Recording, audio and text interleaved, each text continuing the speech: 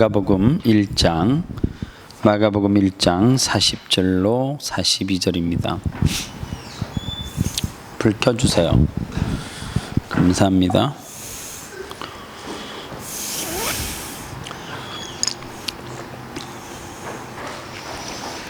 마가복음 1장 40절로 42절 짧습니다. 같이 읽겠습니다. 준비 시작. 한 문둥병자가 예수께 와서 꿇어 엎드려. 지금 어딘지 못 찾는 거죠. 다시 할게요. 마가복음 1장 40절로 42절입니다. 준비. 마가복음 1장 40절로 42절 준비 시작. 한 문둥병자가 예수께 와서 꿇어 엎드려 간구하여 가로되 원하시면 저를 깨끗게 하실 수 있나이다. 예수께서 민망히 여기사 손을 내밀어 저에게 대시며 가라사대 내가 원하노니 깨끗함을 받으라 하신대 곧 문둥병이 그 사람에게서 떠나가고 깨끗하여 진지라. 아멘. 하나님은 당신과 저를 만지셨다. 이 제목으로 말씀을 전합니다. 여러분들 세상을 살아가는 가운데 가장 불행한 사람이 누구라고 한번 생각해 본 적이 있어요? 어떤 사람이 불행할 것 같아요? 가난한 사람? 어떤 사람이 불행할 것 같아요? 몸이 아픈 사람? 그럼 나야.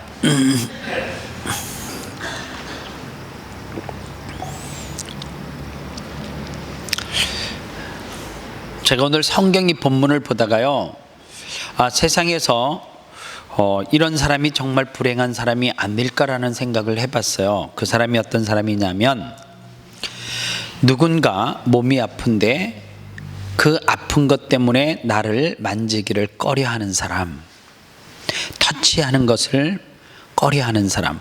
그래서 아무도 내게 와서 내 곁에 와서 나를 만져주지 않는 그런 사람이 참 불행하지 않을까 그런 생각을 해봤어요. 제가 전도사 시절에 한국에 나병 환자들이 모여서 사는 소록도라고 하는 섬이죠. 사실 지금은 섬이라 하기도 좀 애매한데 섬은 섬이에요. 그런데 나병 환자들을 모아서 그곳에 격리를 시켜서 그곳에서 살다가 그곳에서 삶을 마감하는 사람들이 모여있는 소록도가 있었어요. 그런데 제가 전도사 시절에 어느 청장년 면료에서 집회를 할 때 제가 찬양 인도자로 민재처럼 이제 기타를 들고 열심히 찬양 인도를 할 텐데 소록도를 찬양 인도자로 제가 이렇게 초청을 받아서 소록도 집회를 가게 되어졌어요. 제가 첫날 집회를 이제 예배 전에 시작하기 전에 성도들이 소록도 중앙교회인가 그래요. 그런데 성도들이 미어 터지게 오는데 제 기억에 한 800명 정도는 예배를 했던 것 같아요. 그런데 거기에는 정상적인 사람은 단 한 사람도 없어요. 그때 당시에 지금처럼 찬양이 조금 다르지 않겠어요? 좀 신명나게 찬양하는 것들이 많고 막 그럴 때인데 찬양을 하는데 박수는 치는 것 같은데 소리가 안 나요. 그래서 제가 찬양을 하다 수도를 시켰어요. 좀 힘있게 박수 좀 치자고. 그런데 제가 그때는 한센시병, 나병 환자에 대한 상식이 전혀 없었어요. 저는 그들이 손가락과 손바닥이 있다라고 하는 것을 있을 거 없을 거라고 하는 것을 전혀 생각하지 않았어요. 근데 박수를 열심히 치는데 소리가 안 나요. 그래서 저는 그냥 평상시대로 성의껏 열심히 안 쳐서 소리가 안 난다라고 생각을 한 거예요. 박수를 좀 힘있게 치자라고 그러니까 사람들이 어떻게 박수를 치냐면 막 이래 치는 거예요. 근데 그때 제가 눈을 뜨고 그들을 보는데요, 제가 그 앞전에 했던 이야기가 너무너무 부끄러울 만큼 너무 내가 큰 실수를 한 거예요. 박수가 소리가 나려면 손바닥이 있어야 소리가 나잖아요. 손목 이상으로 여기로 치는데 무슨 소리가 나겠어요? 집회를 마치고 그날 밤이 되어졌는데 저는 들어가기 전에, 저녁 집회 하기 전에, 소록도를 들어가기 전에 밥을 정말 많이 먹었어요.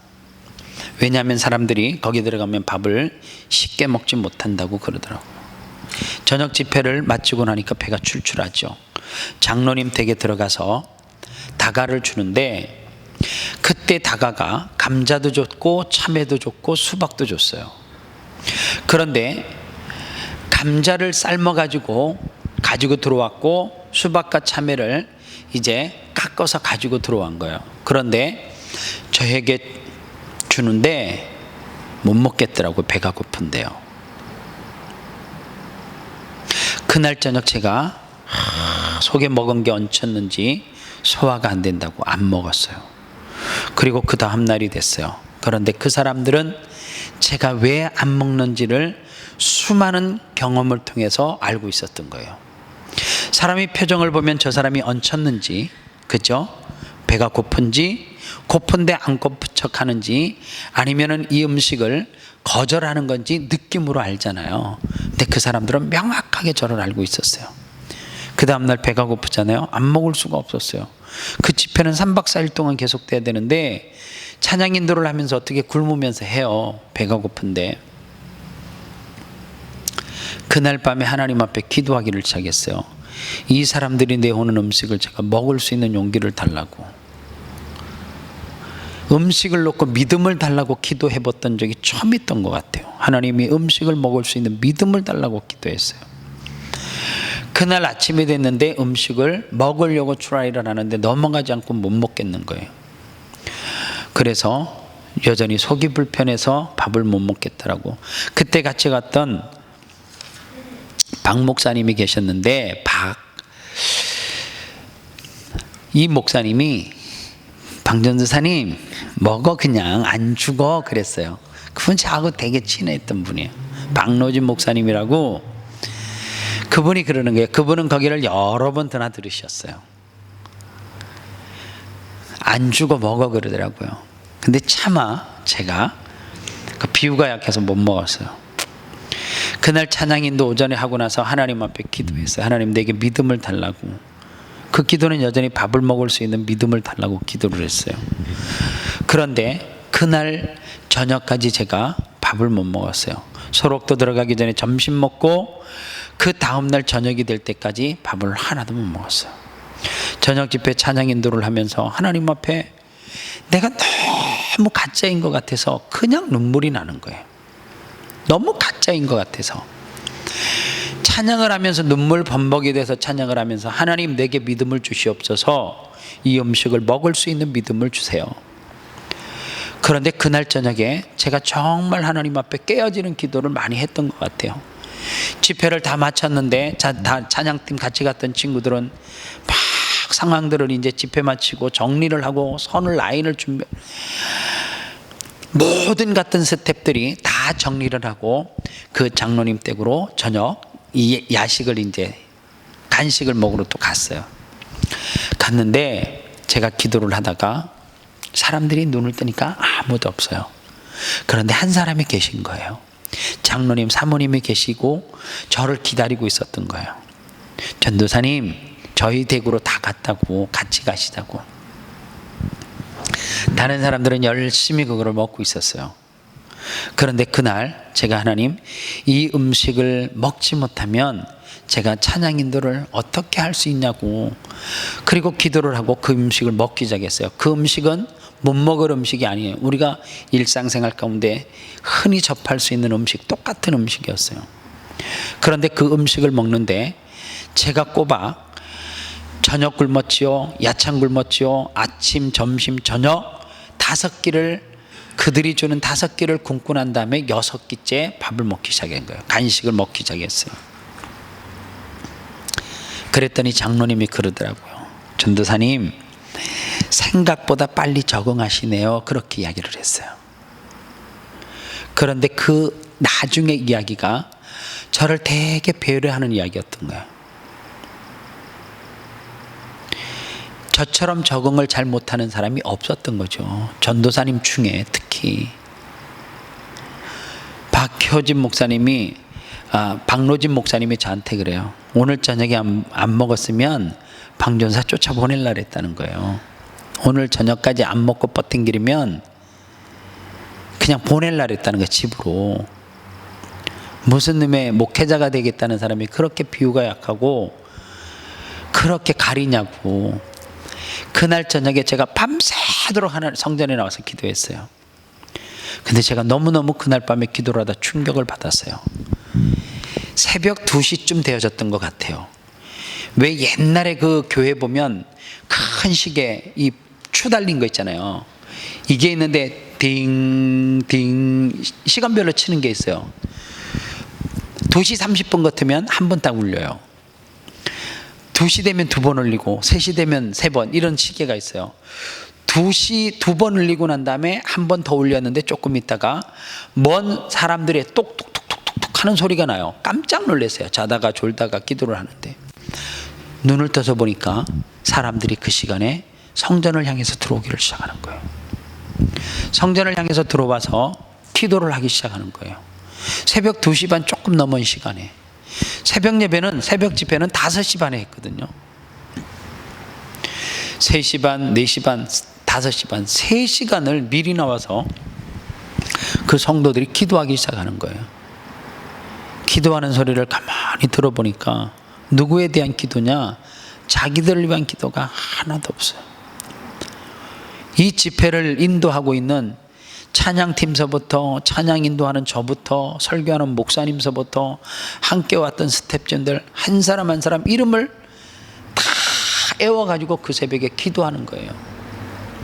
내가 믿음이 있어서 그 음식을 먹은 것이 아니라 그분들이 기도해서 내가 사실 그 음식을 먹었던 거예요. 내 믿음이 아니고.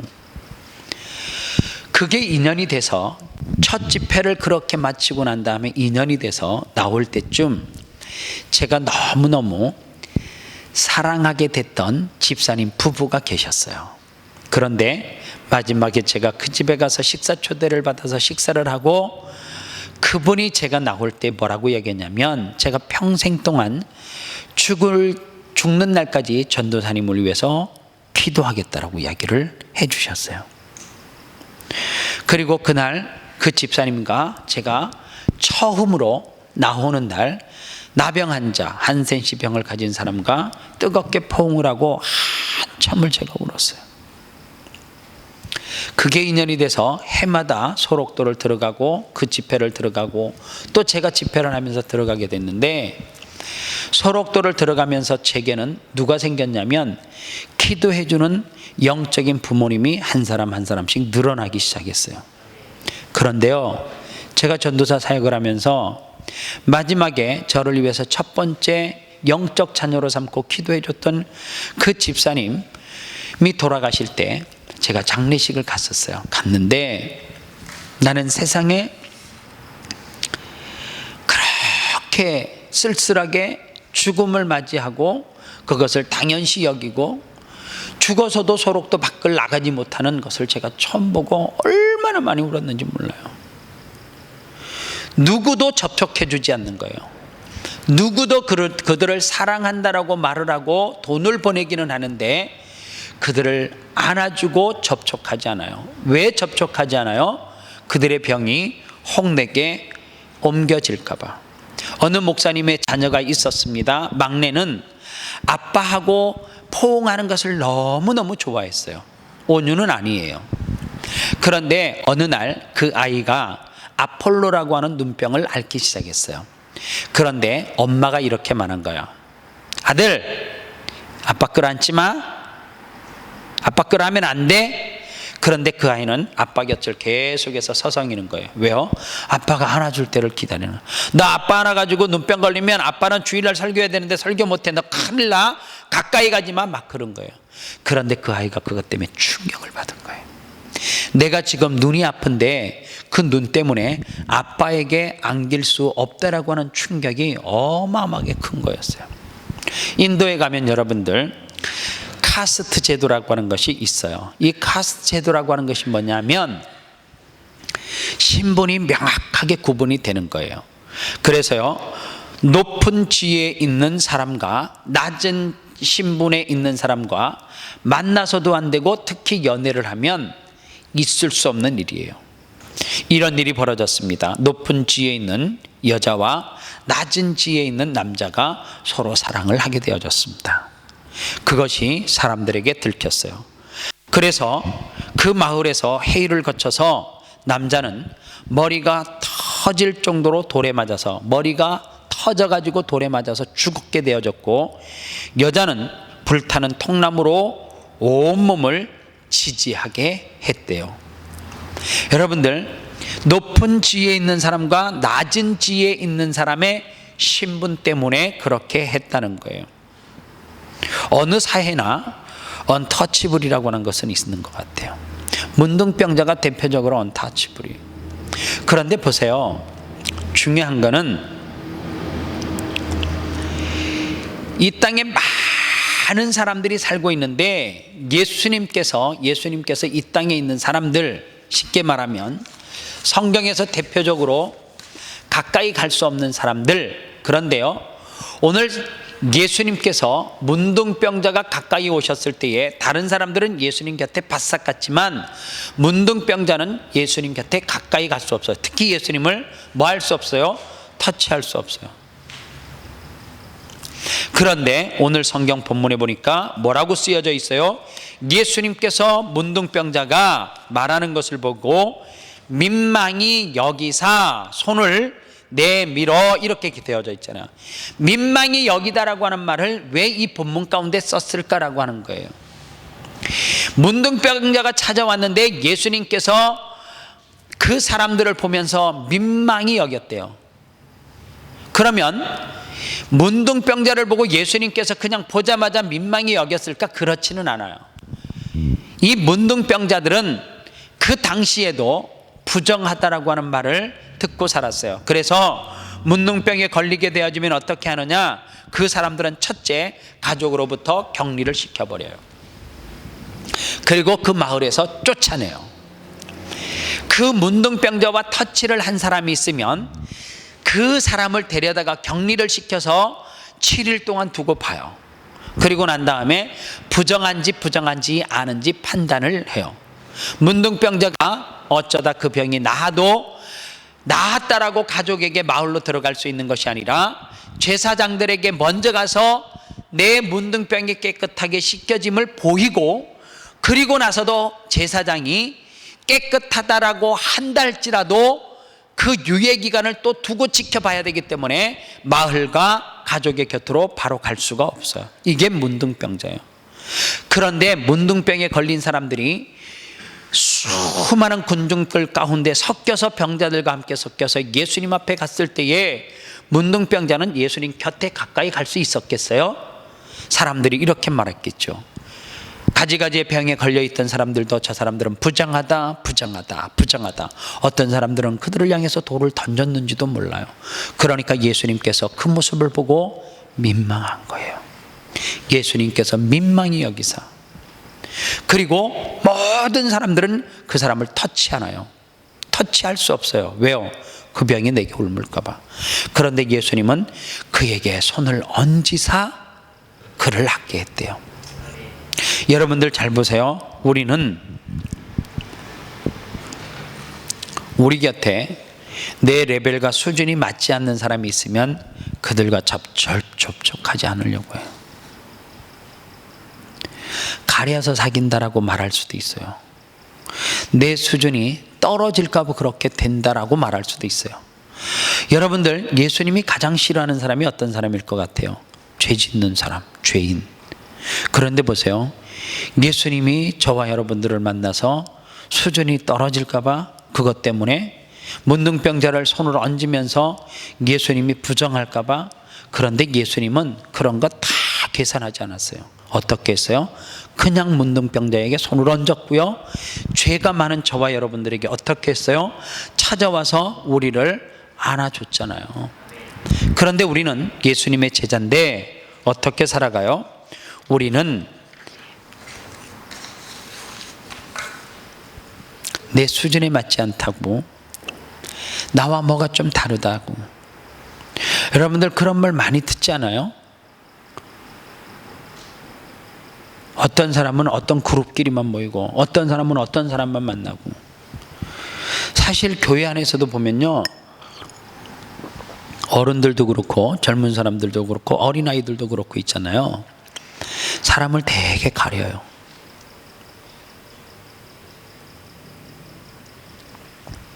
워홀은 워홀끼리 만난다 그러고, 유학생은 유학생끼리, 시티즌은 시티즌끼리. 왜 섞일 수 없는가? 혹시 내가 그 사람을 만나서 그 사람과 똑같은 수준이 될까 봐요. 여러분 한번 깊이 생각을 해야 돼요. 내 수준이 있으면 정말 얼마나 있고, 내가 지식이 있으면 얼마나 있는지. 예수님의 수준에 맞는 사람을 만약에 만나고 다녔다면, 우리처럼 나와 성격이 맞고 나와 코드가 맞는 사람만 찾아다니면서 만났다라고 하면, 저와 여러분들은 예수님에게 코드가 맞고 예수님을 만날 자격이 있어서 우리는 예수님에게 많은 사람들 가운데 뽑혔는지를 우리는 좀 봐야 돼요. 오늘 교회가 부흥하고 전도되는 교회들을 보면 그 사람들은 절대 사람을 가려서 만나지도 않고 가려서 사귀지도 않아요. 여러분들, 교회는 건강한 사람이 오는데요, 병든 자가 오는 거예요. 병든 자가 오는 거예요. 교회는 엘리트가 오는 거예요, 아니면은 지능이 떨어진 사람도 올 수 있는데요, 올 수 있는 거죠. 왜요? 근본적으로 죄 있는 사람이 오라 그러잖아요. 내게 와서 사 먹되 돈 없이 값 없이 사 먹으라, 그렇게 이야기하잖아요. 아름다운 교회 오는데 멤버십을 만들어 가지고 이 아름다운 교회에 들어올 수 있는 사람은, 여러분들, 현관에 들어올 때 카드를 발급받아야 된다라고. 그 카드를 발급받을 수 있는 자격은, 첫째, 시드니에서 20년 이상 살아야 되고, 20년이 안 되는 나이를 가진 사람은 출생해야 되고, 그리고 적어도 3개 국어 정도는 퍼펙트하게 해야 되고, 그리고 대학은 말할 것 없이 나와야 되고, 그 대학 나온 것도 전공을 어디까지는, 무슨 과를 나온 사람은 A 클래스에 넣고 그런 과를 나온 사람은 B 클래스, C 클래스가 있다고. 그리고 아름다운 교회는 키가, 여자는 1m 65 이상, 남자는 1m 85 이상. 배 나온 사람 안 되고 눈 적은 사람 안 되고. 여러분들, 이렇게 어떤 룰을 정해서 아름다운 교회 사람을 만난다라고 하면 이럴 수는 있겠죠. 그 교회가 얼마나 대단해. 키 1m 85 이상 돼요, 남자가. 눈도 커요. 그리고 시드니에서 얼마 이상 살았어요. 그리고 나서 딱 와보니까 내가 자격이 돼. 그래서 올 수도 있겠죠. 그러나 예수님은 그렇게 어느 선의 수준을 제시하고 저와 여러분들에게 와라, 너희들 그런 사람이 내 자녀로 자격이 있다, 그렇게 예수님이 말하지 않았다는 거예요. 우리가 만남을 피하는 이유는 딱 하나예요. 내 수준이 떨어질까 봐. 그러나 나보다 수준이 있는 사람을 만나면 우리는 뭐라 그래요? 자랑을 해요. 나 오늘 누구 만났다? 와, 심지어요, 멜번에서 정영돈 방거를 막 나한테 자랑하고 막, 목사님 저 멜번 왔잖아요. 예, 저 길거리에서 정영돈 봤어요. 정영돈이가 나보다 잘생겼나? 배 나오고. 그 이야기는 뭐예요? 나 연예인 봤다, 그거예요. 그런데 이런 성도는 없었어요. 어디를 갔는데 너무너무 불쌍하고 가는 사람이 있었는데, 그 사람을 며칠 전에요, 호주의 총리가, 기사 봤죠? 사진 못 봤어요? 못 봤어요? 지금 현 호주 총리가 어디를 가다가, 연설을 하기 위해서 어디를 가다가인가요? 가다가 거리에 구걸하는 사람이 있어서 그 사람에게 오보를 쥐어주는 것이 카메라 기자들 후레쉬에 잡혔어요. 그런데 나 이런 사람이라고 하는 것을 알리려고 했는데, 문제는 오른손으로 5불짜리 돈을 그 구걸하는 사람이 가지고 있는 그 구걸함에다가 5불을 넣는 모습을 카메라로 찍었는데, 문제는 뭐까지 찍혔냐면, 왼손에, 오른손으로 놓고 왼손에 돈을 이렇게 쥐고 있는데 거기에 50불짜리 20불짜리가 다 찍힌 거예요. 자기는 선한 일을, 어려운 사람들을 돕고 뭐 한다라고 하는 것을 보여주려고 했는데 5불짜리를 놓고 손에는 50불 20불짜리가 있어요. 그런데 놀라운 거, 그 사람 재산이 얼마라고 하는 것이 그 기사에 떴어요. 그 사람의 돈이 1,500억인 건 뭐 얼마가 된대요. 그런데 자기 손에 들려있던 50불 20불짜리를 넣은 게 아니라 거기서 오른손으로 5불짜리를 골라가지고 넣고, 손에는, 왼손에는 50불 20불짜리가 명확하게 카메라 앵글에 잡혔어요. 주님은 우리를 만날 때 어떻게 했는 줄 아세요? 그래 안 했어요. 주님은 우리를 만날 때 내 사랑하는 사람들에게 내가 뭐 최고의 것을, 최고의 선물을 드리기 위해서 아낌없이 독생자 예수 그리스도를 줬는데, 우리는 하나님 앞에 무엇을 드릴 때도 얼마나 인색한지 몰라요. 누구처럼요? 지금 호주의 총리처럼 자기 재산이, 지난번에 누가 나한테 그 계산을 해줬어요? 삼성의 유명한 기업의 총수님이 집에 여자들을 만났는데 그 사람을 준 게 얼만데, 그게 서민들의 돈으로 그가 가지고 있는 재산을 환산을 해보면 100원? 껌값. 근데 제가 또 계산을 해봤어요. 껌도 한 통 아니에요. 한국의 껌 한 통 얼마예요? 500원, 1,000원 하죠. 껌 한 가치, 정말 너는 껌 한 번 씹어, 이거밖에 안 되는 거예요. 여러분들, 나는 그런 인색함이 없는지를 한번 돌아봐야 돼요. 내가 만나는 사람, 내가 저 사람을 만나면 너 저 사람 만나, 이럴 수 있어요. 그런데 예수님은 만났어요. 우리 속에 인도가 가지고 있는 카스트 제도가 없다라고 누가 그렇게 말할 수 있어요? 여러분, 우리 청년들 가운데 내 수준이 안 맞아요. 그래서 자꾸 피하고 싶은 사람도 있어요. 그런데 여러분들 한번 곰곰이 있어요. 내 수준은 도대체 얼마나 높은지를 봐야 돼요.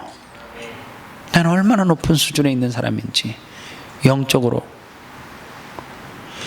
높은 수준에 있는 사람들은 절대로 나보다 나은 사람을 만나서 내 수준을 끌어올리려고 힘쓰지 않아요. 그런다고 수준이 올라가는 것도 아니고요. 오늘 예수님은 의인을 위해서 오신 것이 아니라 누구를 위해서 왔다고요? 죄인을 위해서 왔다라고 성경은 그렇게 말해요.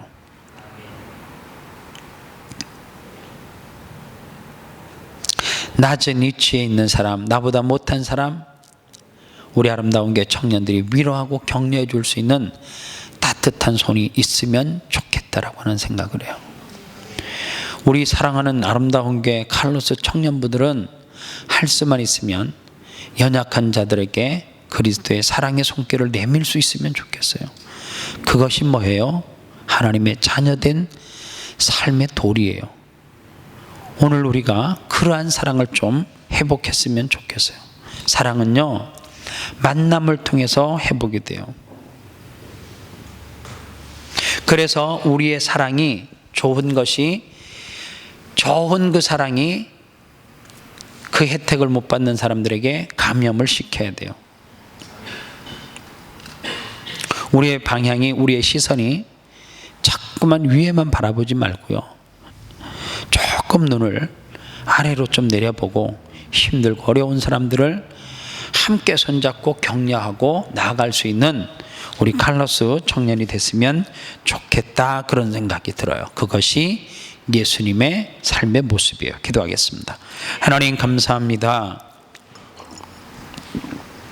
우리 사랑하는 청년들, 영적인 접촉을 통해서 순결함을 감염시킬 수 있는 그러한 청년들이 다 되게 도와주시옵소서.